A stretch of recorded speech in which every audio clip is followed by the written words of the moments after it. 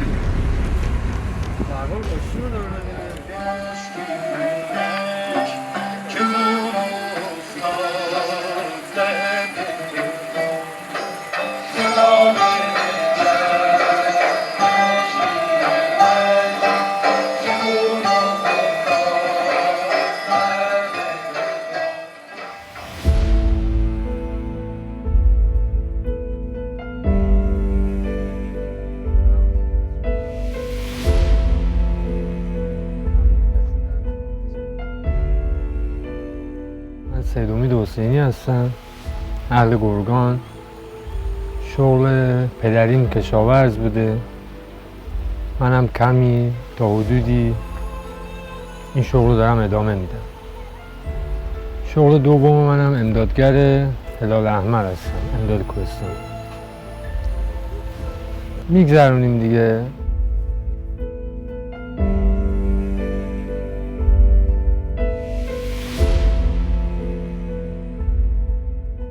پدر فوت کردن، همسر دارم، 2 تا هم بچه دارم.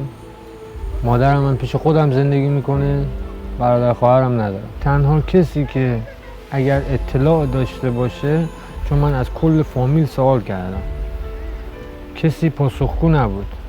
در حال حاضر پدرم هم که فوت کرده. تنها کسی هم که باشه همون مادرمه که اونم جوابگو نیست. هر بار به یک شکلی از زیرش در رفته. قرار بود جواب تست نمیدونم از انگلستان مثل اینکه بیاد که دیگه خبری نشد. نه کسی با من تماس گرفت. 2 بارم من پیگیر شدم، تماس گرفتم با کاک لقمان و اینا، اما کسی دیگه پیگیریم نکرد. و سوال اینه که آیا آرزویی داری که مثلا اون زمان پیدا کنی؟ آره، قبلا واقعا امیدی بود که من دنبالش برم، اما این وقفه ای که ایجاد شد و شرایط جوری میشه که سن آدم بالاتر میره، دیگه نمیتونه به چیزای حاشیه‌ای فکر کنه. با اینکه اگر مثلا روزی اونجا هم پیدا بشه، خب مثل کسی که اونجا 2 تا کشور زندگی میکنه، تبعه 2 کشور، هم نمیتونم من از اینجا دل بکنم برم اونجا زندگی کنم، چون برای من دیگه سخت آداب و فرهنگ و رسوم یک کشور دیگر رو بخوام بقبولونم، چون مهاجرت نیست.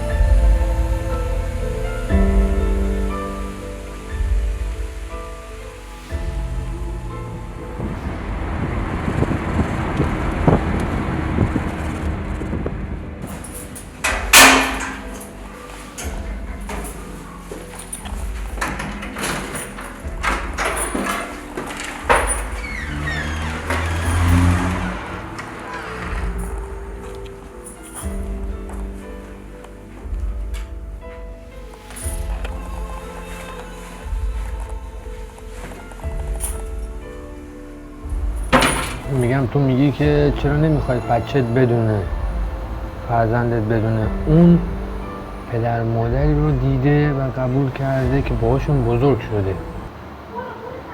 برای اون مهم نیست پدر بزرگش کیه، مادر بزرگش کیه، ولی برای من مهمه که بدونم اصالتم از کجاه. پس اون اگر ندانه بهتره، چون اگر بدانه شخصیت من زیر سوال میره. اون باشه، همسایه باشه، هم محلی باشه، تا چیزی مشخص نشده، تا معلوم نشده، تو سوشال میدیا باشه، توی نمیدونم تلویزیون ایران باشه، هر جا باشه معلوم بشه، آبروی من میره دیگه. من نمیتونم توی مردم سر بلند کنم.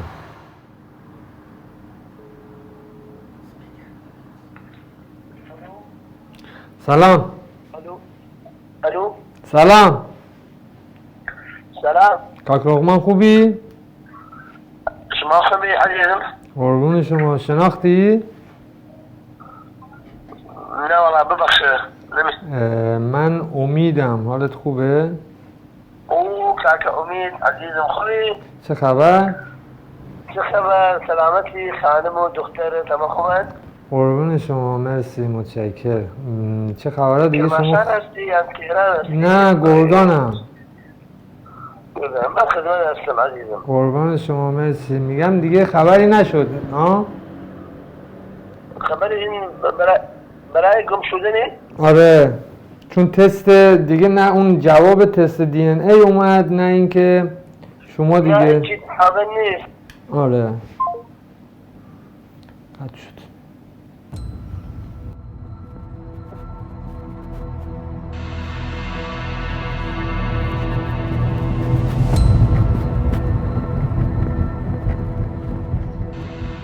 منداڵەوەم بووەکان بەڕاستی کەیسێکی ئاڵوز و هەستیارە.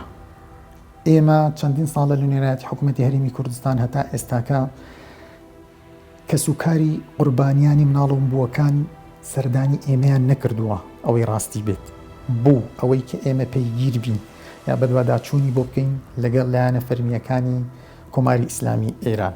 لە کۆی ئەو کەیسانەی کە ڕوبەڕۆمان بووتەوە تەنها کەیسی گەنجێک بوو بە ناوی خەلیل محەممەد ئەمین کە بە شانازیەوە بەشدار بووین لە مەراسیمی شادکردنەوەی بە خانوادەکەی. وەرمێ بەراتەوە کورپێ خەلیل جانی خەڵێکەوێ هەتا بەیانی خەبەرێ نەبووە و لەمە هەڵە فارسانێ لیلا کجاست؟ دیگه تموم شد. ئێمە لە ڕێگای فەرمانگەی بەهستی زۆر هەوڵماندا زانیاریمان دەست بکەوێتن، بەڵام نەمانتوانی زانیاری بەدەستبێنین. ئەویش زانیاری بە هیچ کەسێک نادەن بەدەر لەوەی خێزانەکانی قوربانیان دەبێت داوا لەو فەرمانگەی بەهستیە بکەن کە پەروەندەکانیان بۆ هەڵدەنەوە.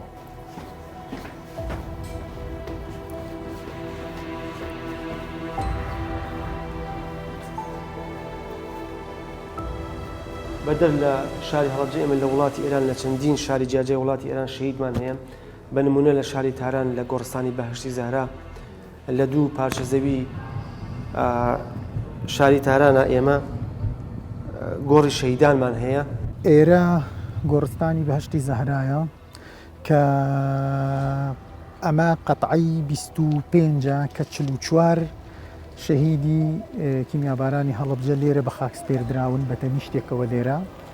هەروەها قەتعی چلیش ئەکرێتە ئەو بەرەوە، ئەوانیش مجموعەیەکی لێن کە هەردوو قەتعەکە ئەکاتن 25 بە 40.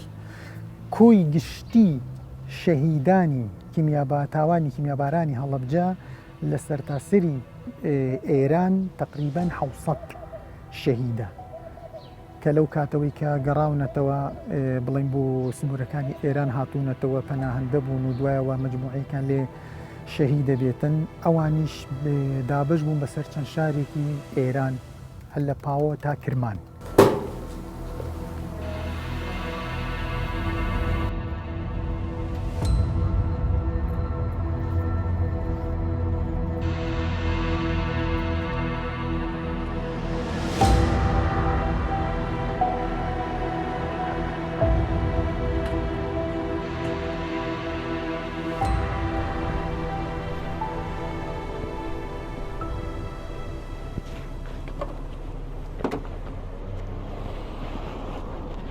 السلام عليكم خاصم برا بعض شو عشان غرفة ناوم محمد قادرة فين أم هنا بس غريبي شمناه وشيرداري شمناه و با منداڵی لەسەر دەشتێ بزربوومە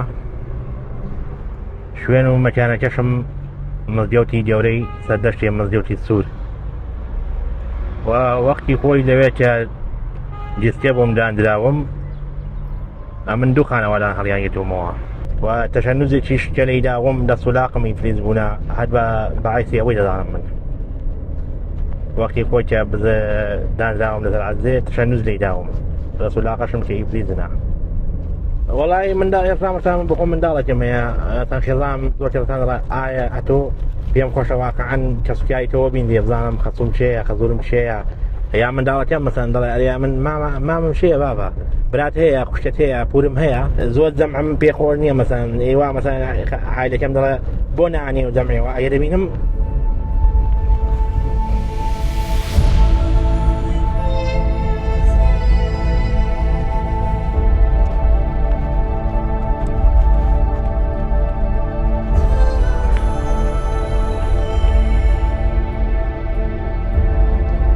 دەبینم مەسەن کابرا دانیشتۆ مەسەن عایلێ هەیە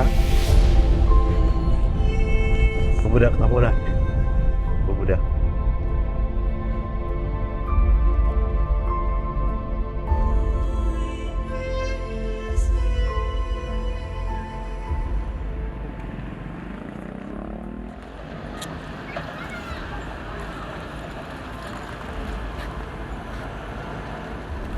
ئەوە وێنەی خۆم دەدێنم کە بە منداڵی چەندی کتێبم کەون بوومە ئەوە ڕەسمی خۆمە بەسەر حەوزێکی دانیشتوم ئەوە یەکی دیشم هەبوو کە بەدەستی ئەو دیوی لە مەدەست مامۆستا لوقمانوانە ئەوە لێرەدا ئەوان بۆ خۆمم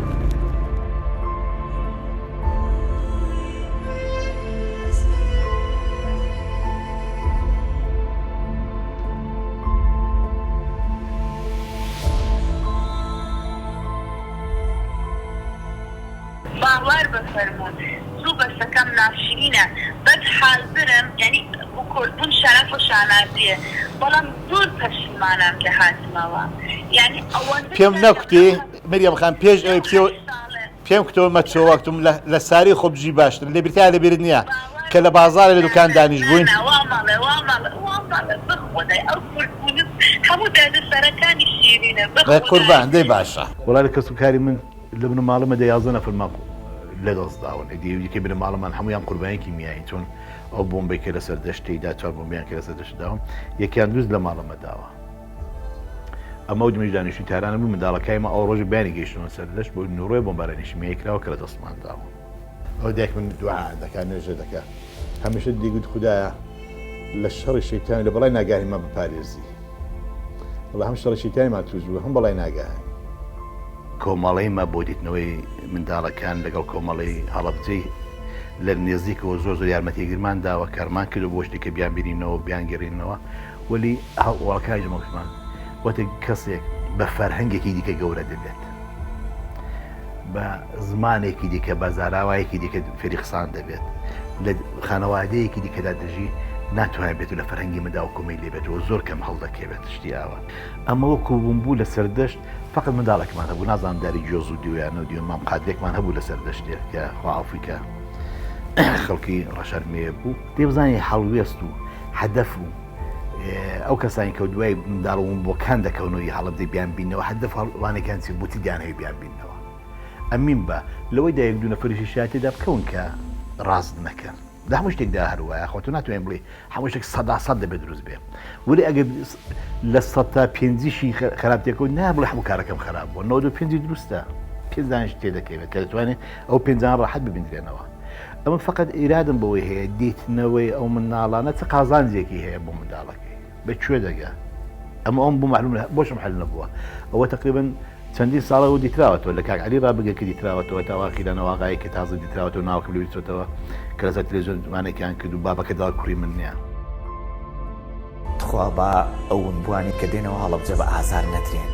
چونکە ئازارێکی زۆریان چێشتووە لە بێکەسیە، لە بێدایکیە، لە بێ باوچیە.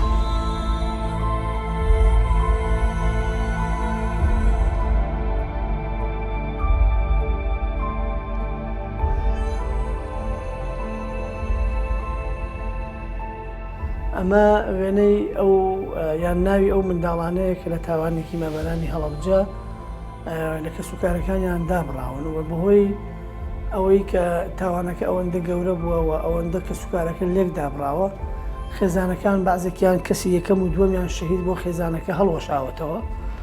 بۆیە ئەم ناوانە یا ئەم کەسانەی کە بەون بوو لای ئێمە ناویان تۆمارە، دوای ئەوەی ئێمە چەند جارێک بە دوچوومان کردووە بۆ وڵاتی ئێران، بەتایبەتی بوون بۆکانی ئێمە لە وڵاتی ئێرانن، لە ئاستی زۆر بەرزە ئێمە خەڵکانمان بینی لە کاتی ئەحمەدی نەژاد سەرۆک کۆمار بوو و دواتریش کەسێک بە ناوی مهندس زەریبافان بەرپرسی موسسەی شەهیدی ئێران بوو.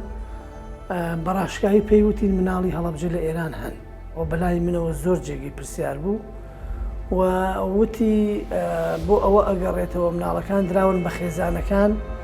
ئێستا خێزانەکان ناسنامەیان بۆ دەرکردوون. ئێستا و کەسێک کە لای ئێوە بەون بوو تۆمارە لای ئێمە بە کەسێکی ئێرانی ناسراوە، هەموو پێناسە و هەموو شتێکی یاسایی هەیە، بۆیە دۆزینەوەیان ئەستەمە. ئێمە پێشتر لە کەیسەکانی زمناکۆ و مریەم و بەرزان و عەزەم و هەموو کەیسەکانە ئیشمان کردووە و خۆشبەختانە ئێستش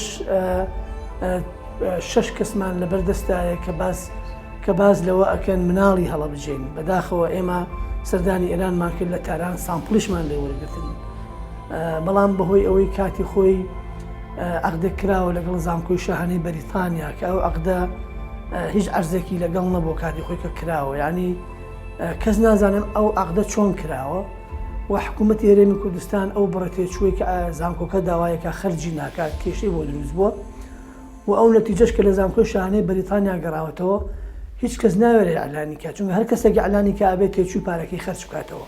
بەڕوونی ڕاشکاوی پێت بڵێم، یعنی ئێمە ئەبین هەندێک کەس پەیدا ئەبێ هەندێک شتی بۆ ئەکرێ پێویست نییە بۆی بکرێ و هەندێک کەسی تریژەیە پێویستە شتی بۆ بکرێ بۆی ناکرێ.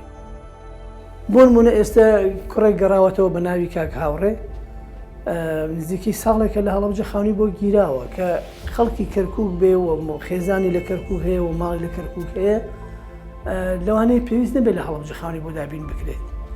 ئەنی بینی کەرکووک و هەڵەبجە کوا ئەوەندە دوورە کە تۆ لە هەڵەبجە خانوویەکی بۆ دابێت، چونکە ئەم کوڕە خێزانی هەیە و خۆی بۆ خۆی خاوەنی خانووە و مناڵی هەیە. ڕاستە ئەگەر ئەم کوڕە خێزانەکەی لە هەڵەبجە و لە هەڵەبجە دائنیشێ ئەوە جێگەی قبوڵە، بەڵام تۆ خانوویەکی بۆ دابین بکەی لە هەڵەبجە بەبێ ئەوەی کەسەکە لە هەڵەبجە ژیان بگوزارێنێ واجب و التزاماتی لە دەرەوەی هەڵەبجە بێت، ئەمە جێگەی پرسیارە بۆ ئێمە.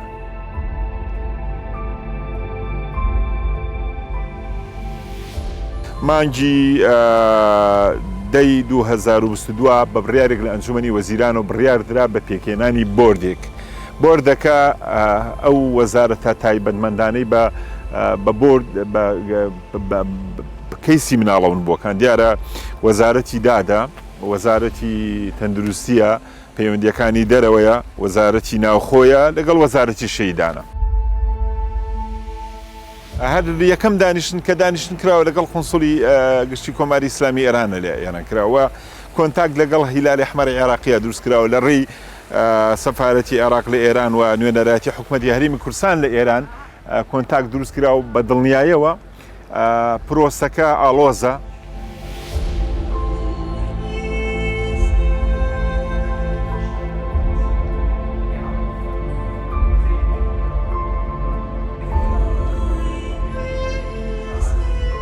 وێنەکەی ئەمە لێرەدانراوە کە ئەو کاسێکیان بۆشاتن کردنەکانیشتا هەندە بەرمانە دووەم دانیستەوە.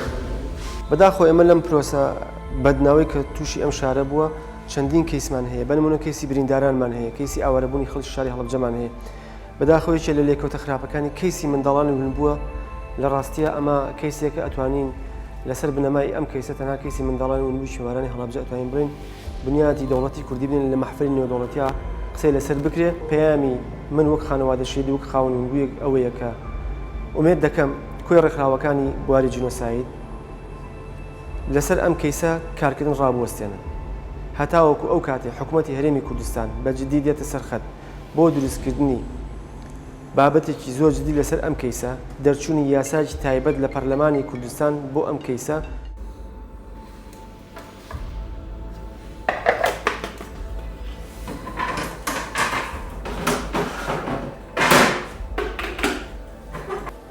بەڕاشکاوی 6 کەسمان دۆزیەوە 6 کەس 7 کەس سیانیان ئەسڵەن پەیوەندیان نەبوو نەبە بە هەڵەبجەوە نازانین ئێمە ئەنفال و کۆڕە و نازانین بەڵام پەیوەندیان نەبوو بە هەڵەبجەوە کە ئێتە سەر گلەیی طبعاً ئێمەی فەقیر باوا بڵێن ئێمەی فەقیر بە حکمی ئەوەی کە نەشارەزایی هەیە لەسەر DNA و زانستی DNA ئاسانترین کەسین کەوا گلەیەکە بخەنە سەر ئێمە سەر DNA هەندێک ئێنەوە بە دوای مەساڵحە ئەگەڕێن سێرەکەن ئەو خەیاڵی کە ئەوان هەیەە دژی مەسلحەتەکەیانە ئەو خەیاڵی کە ئەوان هەیان بووە پێش دۆزینەوە لەبەرەوە کۆنفلیکتێک ڕوو ئەدات لە بینی ئەو عائیلەیە و ئەو شخصەیە ئەمە یەکێکە لە هۆکارەکان بۆیە بە بڕوای من چکەم وەخت زۆری بەسەر چووە بە حقیقت ئەم پرۆسەیە ئەبوایە لە بیدایەتی نەوەتەکان نبوایە کار لە کەیسی مناڵی ون بۆ ئێمە پرۆفایلەکەمان لەلایە و پرۆفایلەکەیش خۆمان ئیشمان لەسەر کردووە لەسەر ئەرچی خۆمان و تێچووی خۆمان دەفلسمان لەسەر کەیسەکان وەرنەگرتووە کەواتە ئێمە مەجبور نین تەسلیمی هیچ کەسێکی بکەین ئەمە ئەرشیوی خۆمانە مەجبور نین تەسلیمی هیچ کەسێکی بکەین چکەم هی خۆمانە بە پارەی خۆمان کراوە بە جۆهدی خۆمان کراوە تا دوی بەیانی من لێرە ئیشم کردووە لەسەرەوە تا ئەو کاتەی بڕگەیەکی یاسایی بۆ دادوەرە بە ڕێزەکان و دادگا دابین نەکرێت کە بزانێ ڕەش و سپیجیا بکاتەوە بزانێت چۆن بڕیار ئەدات لەسەر کامیان وەرەگرێ ئایا نەتیجەی من وەرەگرێ یا نەتیجەیەکی تەزویر وەرەگرێ ئیسعدادمان نییە کە زیاتر ئیشی لەسەر بکەین ئەبێ بڕگەیەکی یاسایی هەبێت کە بەرچاوی دادگا ڕوون بێ و دادوەر ڕوون بێت نابێت تەسیراتی خارجیش بەسەر چۆن تەسیری خارجی بەسەر منە نییە نابێت تەسیراتی خارجیش بەسەر دادوەری بەڕێزابێت بەداخەوە لەبەر نەبوونی ئەم بڕگە یاساییانە و لەبەر نەبوونی ئەم هێنا لە هەموو کەیسەکانی مناڵەون بۆکان ئیعلام میدیا دەورێکی زۆر خراپیان بینیەوە وایان کردووە کە دادوەر قرارێکی غەڵەت بدات کە من پێم ناخۆشە چکەم گەورەترین شت بە نسبەت منەوە دادوەرە و دادگایە